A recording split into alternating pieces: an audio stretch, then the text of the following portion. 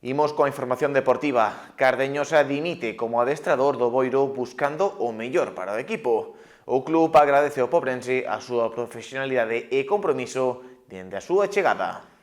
A volta do Boiro á terceira Real Federación non está indo como esperado. Sitúanse 13º a só 2 puntos do descenso e cunha sensación sobre o campo que non son as mellores. A última derrota por 5-2 ante o Gran Peña desencadenou a dimisión de Cardeñosa como adestrador. O Pobrense considera que lle chegou o momento de dar un paso ao lado para a chegada dun novo técnico que dea aire fresco ao Boiro.